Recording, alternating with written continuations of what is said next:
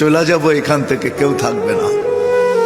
যিনি থাকার উনিই যখন থাকেন নাই, কারো কাছে মালাকুল মউত অনুমতি নিয়ে আসে নাই, আসবে না।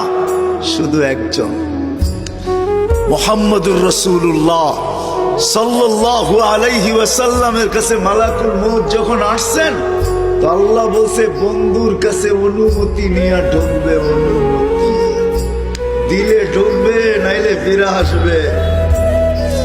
বন্ধু আমার, খবরদার অনুমতি ছাড়া যায় গর্জায় ঢুকা যাবে না।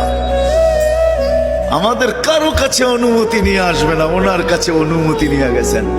তারপরও বলছে শোনো, ঢুকার অনুমতি দিলেই কিন্তু হাত রাইখা দিবা না, আবার অনুমতি নিবা, রাখবা কি রাখবা না। বন্ধু যদি হা বলে তো রাইখো, যদি না বলে তো চলে আইসো।